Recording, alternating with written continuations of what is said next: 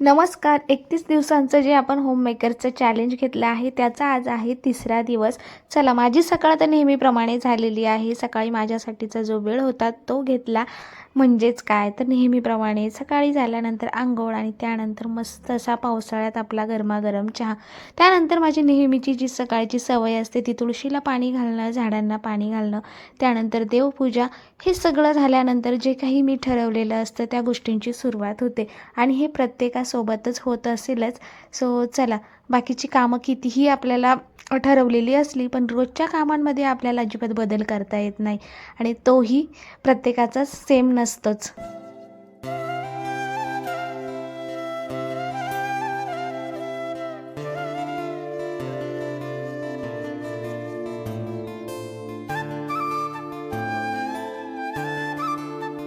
तर इथे तुम्ही बघू शकता सदाफुलीला खूप मस्त फुलं आलेली आहे आणि इतकं सुंदर अशी झाडं फुलं बघितल्यानंतर तर मन प्रसन्न होतंच. आणि त्यानंतर ते फुलं जेव्हा देव्हाऱ्यात जातात त्याने देवघरामध्ये ज्यावेळेस आपण दिवा लावतो त्यानंतर फुलं ठेवतो, त्यामुळे ही थोडीशी पॉझिटिव्हिटी आणि वेगळंच एक आनंद तयार होतो. आणि सकाळची सुरुवात जर अशी झाली ना तर दिवस विचारायलाच नको. आणि बाहेर इतकं पावसाचं वातावरण झालेलं आहे, यावेळेस तर पाऊस काही उघडायचं नावच घेत नाही आहे. चला, सकाळची मस्त देवपूजा झाली आणि त्यानंतर आजचं चॅलेंज काय आहे ते तुम्हाला मी पुढे सांगतेच. सकाळी उठलं की भाजीला काय बनवायचं हा प्रत्येक गृहिणीला पडणारा प्रश्न आहे. आणि कालच्या व्हिडिओमध्ये तुमच्यासोबत शेअर केलं की अन्न वाया घालवायचे नाही, त्यामुळे फ्रीजमध्ये जे होतं ते सगळं संपवलं. पण आता लगेच कोण आणणार, त्यामुळे उद्यासाठी काहीतरी तयारी असायला हवी.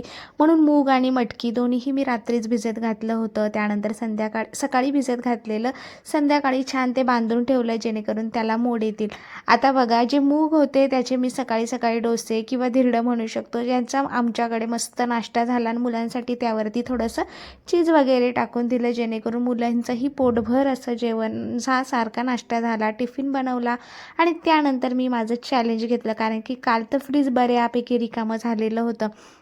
मग म्हटलं चला उद्या म्हणजे येणाऱ्या दिवसांची आपण मील प्लॅनिंग करत आहोत, तर सगळ्यात महत्त्वाचं प्लॅनिंग म्हटलं तर नियोजन आलंच. आणि ह्या नियोजनासाठी ना तर स्वच्छता देखील तितकीच गरजेची आहे. आता तुम्ही म्हणाल ते कसं, कारण की जेव्हा आपल्या गोष्टी क्लीन असतात म्हणजेच फ्रीज जर स्वच्छ असेल तर ते सगळं व्यवस्थित ऑर्गनाईज देखील असतं आणि वस्तू देखील सापडायला खूप इझी जातात. त्यामुळे माझ्याकडे जे काही थोडंफार राहिलं होतं, मिरची, टोमॅटो वगैरे, ते थोडेसे डबे होते आणि बाहेर ड्रॉवर बघू शकतात किती खराब झालं होतं. म्हणून म्हटलं आज पूर्ण फ्रीजची डीप क्लिनिंग करूया, त्यानंतरच आपण जे काही भाजीपाला आहे वगैरे त्या गोष्टी आणूया. फ्रीजमध्ये माझ्याकडे जास्तीत जास्त दूध असतं आणि भाजीपाला तर असतो, पण दुधाचे पदार्थ देखील जास्त असतात. साई मी काढून ठेवते डब्यामध्ये, त्यामुळे अशा सगळ्या गोष्टी असतात. फ्रोझन मटार पण आहे जो मी घरीच बनवला तो पण असतो. पण म्हटलं आधी की फ्रीज क्लीन करूया. आणि बघा, ज्यावेळेस बर्फ भरपूर साचतो या दिवसात, तर मग जे काही डीप फ्रोजचं बटन होतं ते दाबलेलं, मागे जे पाणी आहे ते काढून टाकलं. आता फ्रीज क्लीन करताना बऱ्याचदा वास येतो, त्यामुळे इथे डिशवॉश लिक्विड घेतलं आहे, खायचा सोडा, आणि आता हे लिंबाचे तुकडे होते फ्रीजमध्ये ठेवलेले, आपल्याला बऱ्याचदा सवय असते ते कशाला वाया घालवायचे म्हणून ते टाकलं, जेणेकरून फ्रीज तर क्लीन होणारच आहे पण फ्रीजमधून येणारा वास देखील कमी होतो. सो आता हे वापरून आपण जे काही फ्रीज आहे ना ते क्लीन करणार आहोत.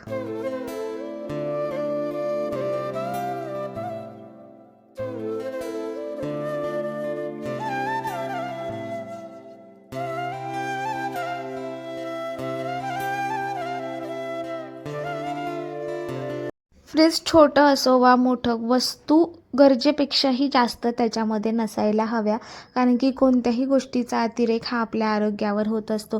म्हणजे बघा ना, बऱ्याच बायकांना सवय असते एक्स्ट्राचं पीठ असेल, भाज्या असेल, जे काही उरलं ते फ्रीजमध्ये टाकायचं. अरे पण फ्रीजमध्ये पण आपण खूप काही गोष्टी ज्या आहे त्याचं पण एक लिमिट असतं आणि त्याच्यानंतर आपण त्या गोष्टी खाऊ शकत नाही. त्यामुळे ना बऱ्याच जणांकडे भरपूर मोठे मोठे फ्रीज असतात. आता फ्रीज छोटं असो वा मोठं, सगळ्यात महत्त्वाचं ते क्लीन असलं पाहिजे आणि त्याचा योग्य तोच वापर झाला पाहिजे. सो बघा, माझ्याकडे जे आहे ते छोटंसं मीडियम फ्रीज आहे, ज्यामध्ये ज्या लागणाऱ्या गोष्टी आहेत त्याच मी त्यामध्ये ठेवत असते. आणि ज्या गोष्टी खराब होणार आहे किंवा ज्या गोष्टी जास्त दिवस फ्रीजमध्ये राहणार नाही आहे त्या गोष्टींचा वापर माझ्याकडे आधी होत असतो. त्याचबरोबर बघा, बटाटे वगैरे ते फ्रीजमध्ये आपण ठेवायचे नसतात, ते नाही ठेवत ठेवते मी. त्यानंतर बऱ्याच अशा काही गोष्टी आहे ज्या फ्रूट्स असतात ते पण फ्रीजमध्ये नाही ठेवायच्या, तर त्या पण नाही ठेवत. मग फ्रीजमध्ये असतं काय, तर फ्रीजमध्ये असतं दूध, दुधाची साय, त्यानंतर टोमॅटो, मिरची, कोथिंबीर आणि काही ज्या भाज्या असतात त्या असतात.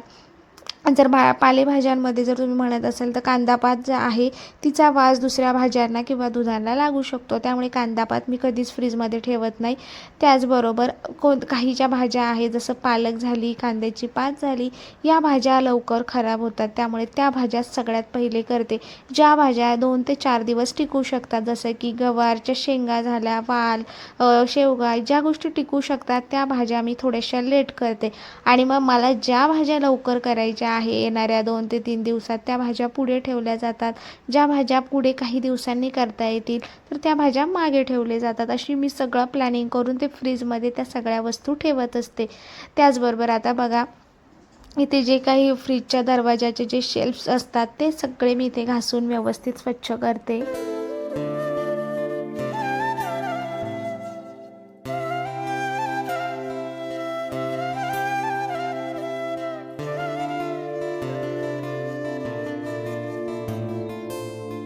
आपण घेतलेल्या या 31 दिवसाच्या चॅलेंजमध्ये जरी घर व्यवस्थित ठेवणं असेल तरी पण रोज घर थोडी आपण सगळंच काही क्लीन करू शकत नाही. रोज एक गोष्ट करायची आहे, म्हणून आज कालच्याच रिलेटेडच्या गोष्टी आज मी तुमच्यासोबत शेअर केल्या. जसं की काल नो वेस्ट फूड होतं, म्हणजे फ्रीजमधलं बऱ्यापैकी संपवलं आणि तेच फ्रीज आज रिकामं झालं, त्यामुळे आज ते क्लीन करायलाही घेतलं.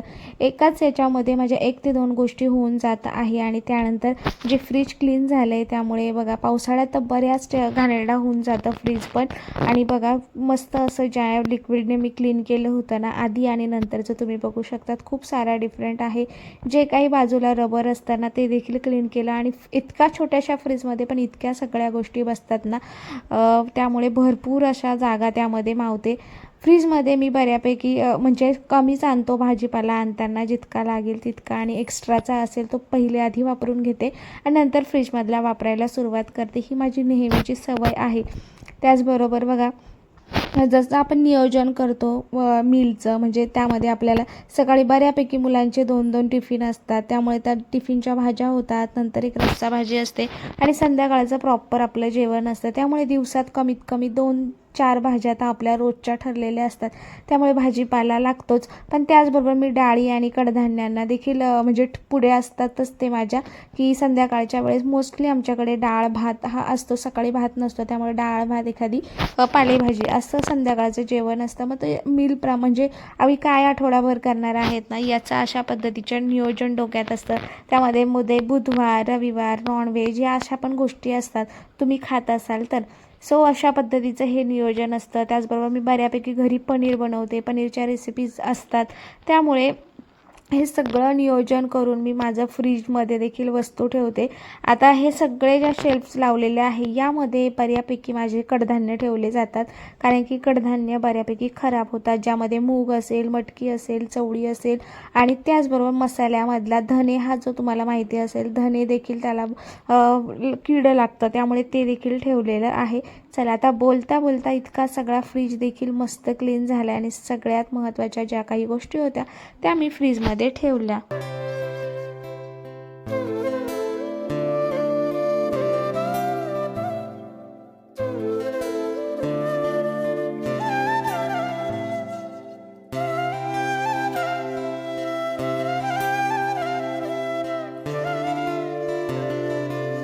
फ्रीज क्लीन केल्यामुळे सगळ्यात महत्त्वाची गोष्ट काय झाली, वस्तू संपलेल्या असल्यामुळे क्लीन करणं खूप सोपं झालं आणि त्याचबरोबर ना काय संपलं आहे हे देखील मला समजलं. त्याचबरोबर काय बनवायचं आहे किंवा या सगळ्या गोष्टींमध्ये जर दूध जास्त साचलं आहे तर मी ते पनीर बनवू शकते, त्याच्या रेसिपीज ट्राय करू शकते.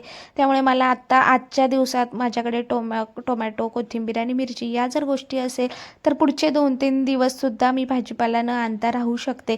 त्यामुळे त्याच्याशिवाय पण माझं सगळं होणार आहे. आहे, कारण की डाळी आहे, कडधान्य आहे आणि कारण की पाऊस जर खूप जोरात चालू असेल तर सडलेला भाजीपाला आणून काहीही उपयोग होत नाही. त्यावेळेस या अशा गोष्टी कामं येतात, त्याचबरोबर वाळवणाच्या गोष्टी कामं येतात.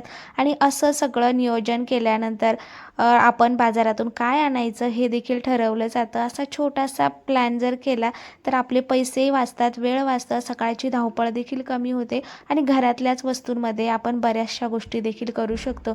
चला तर आजचा व्हिडिओ तुम्हाला कसा वाटला नक्की सांगा. अशा पद्धतीने आपलं 31 दिवसाच्या चॅलेंजमधलं तिसरा दिवस हे देखील चॅलेंज कंप्लीट झालेलं आहे आणि उद्याचं देखील माझं नियोजन झालं आहे की मी उद्या मटकीची भाजी बनवणार आहे. त्याचबरोबर तुम्हाला व्हिडिओ आवडला असेल तर लाईक, शेअर, सबस्क्राईब करा. बाय.